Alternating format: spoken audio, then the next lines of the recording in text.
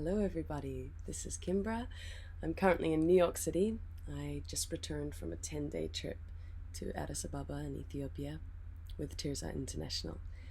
This was my third trip over there, and I always leave a part of my heart there.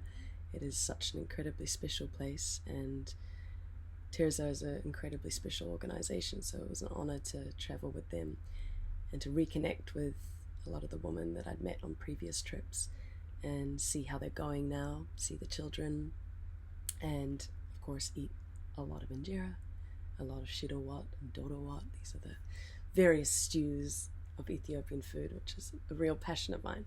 When I return from these trips, I have so many feelings to process, and I find doing a video diary is a nice way for me to explain some of the things that I saw, some of the stories that I heard, and also I guess explain to you the impact of the work, with hopes that maybe you will also get behind the cause by donating or perhaps even taking a trip yourself one day.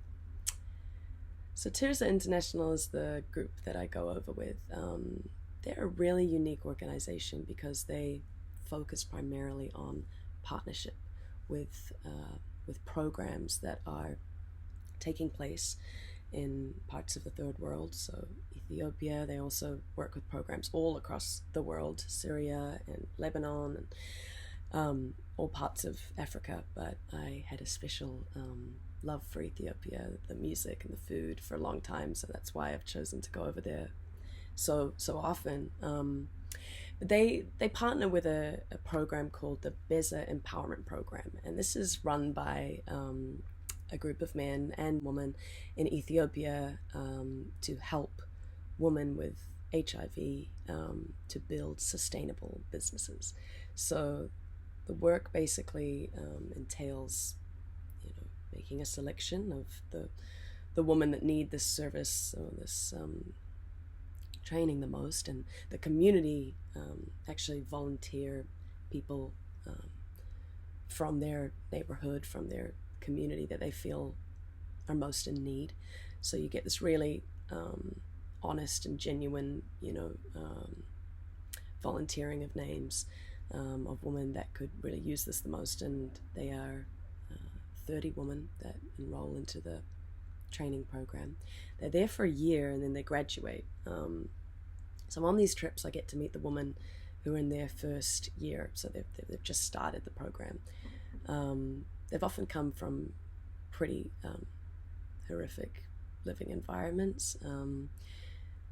These women live on Mount Ntoto, which is a mountain in Addis Ababa, where a lot of HIV positive women move because of rumors about this holy water that might heal them of their AIDS. And so it's very common for hundreds of women to come from the countryside with hopes of being healed. Unfortunately, they are very sick up there, and it's a very hard life.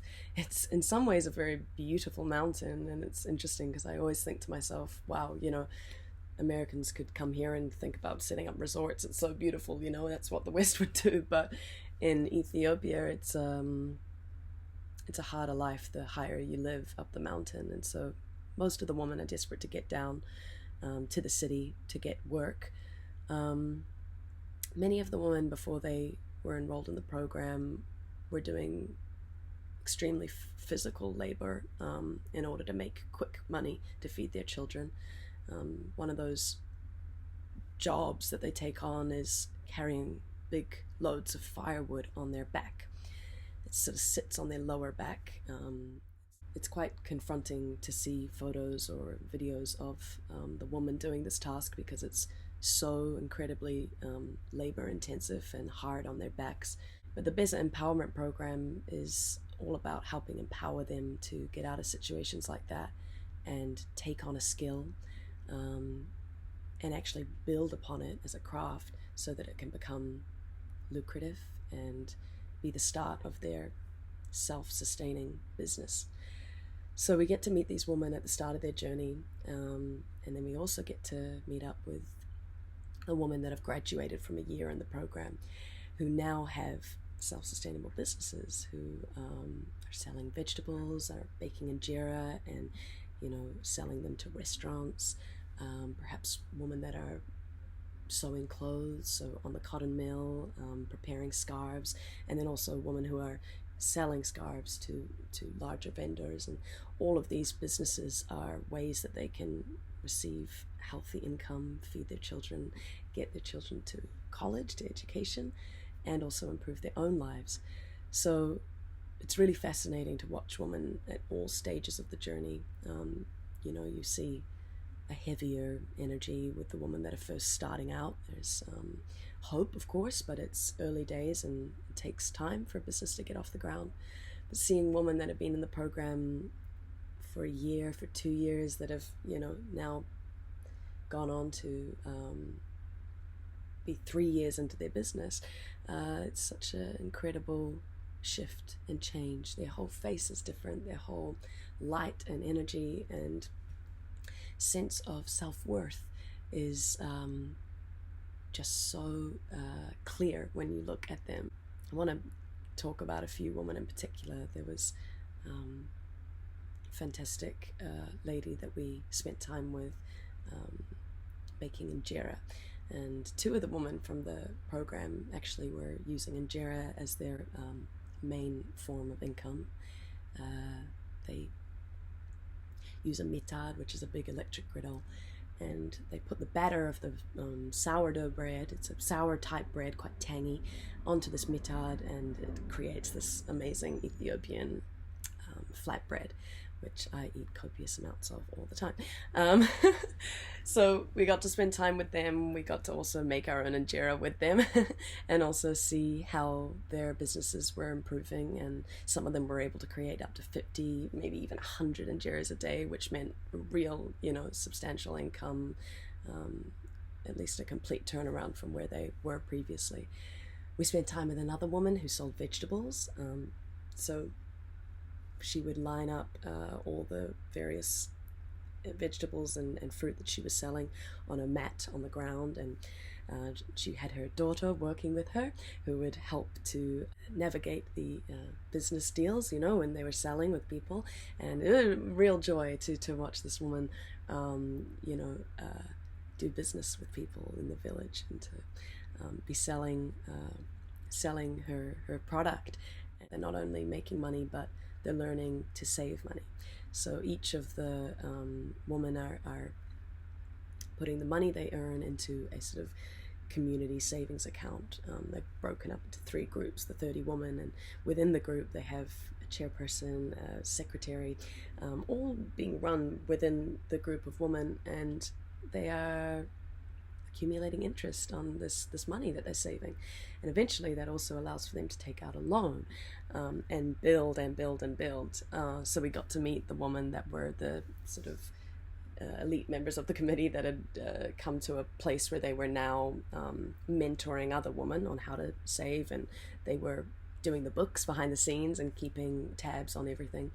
Again, it was super powerful to watch these women taking control of their own business, of their own livelihoods, and on top of that, the sisterhood of encouraging each other and doing it as a team. We spent a lot of time with the children as well, the children of these women that were in the program. They receive extra tutoring at the Beza Center. These children are incredible. They have grown up a lot since I last saw them. There was one girl in particular that I had a real connection with on the first trip. She was 13 back then, but now she's 16, and an incredible woman who has set her sights on becoming a psychologist. It was a really powerful story. She had been to see a psychologist herself in Ethiopia, a woman who had inspired her so much, and she has dreams to help women who have been in situations where rape is attempted. Incredibly inspiring. So I'm looking forward to keeping in touch with her and continuing to see where her journey leads her. After these trips, I always return with such a sense of wanting to do more, especially when you've seen the impact of this work on women's lives and children's lives and on the entire community. It makes you very compelled to give in whatever way that you can, because the direct impact is so tangible.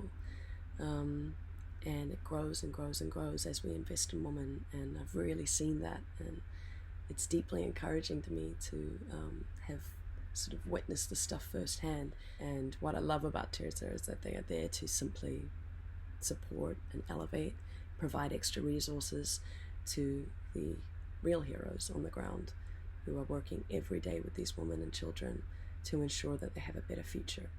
I'm determined more than ever to get behind the work that's being done at the Beza Empowerment Program. They have goals to expand the program to go beyond 30 women to maybe be up to 60. There is so much need up on Mountain Toto in Addis, and I know that with just a few more donations we could get that number higher, so that there are more women receiving this training, these skills, this empowerment, this sense of self-worth and a hope for the future. I've decided to up my monthly donation. It's as little as $50 a month that can sustain these women for an entire year. I'm currently at 50, but I want to start going up. And I've decided to ask all of you fantastic people out there to join with me. If you feel moved toward this and you want to make a difference, you can go to the Tirzah website.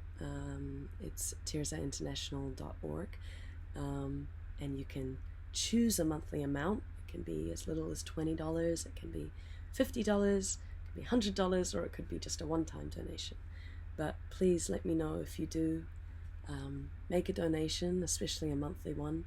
Maybe by typing in the YouTube comments, I'll look out to see who is donating and who is committing to getting behind this cause, and I will do my bit too by lifting my own donation according to how many people give. I'm really excited to see the difference that we can make. I'll be uploading more photos and doing small spotlights onto particular women and particular stories on Instagram, so you can keep learning about the various people that you'll be giving to if you choose to donate. For now, it's time for me to get writing my 4th album. I'm starting to feel really inspired again, and I'm very excited to also share new music with you in due course. Thank you again. Much love. Bye-bye.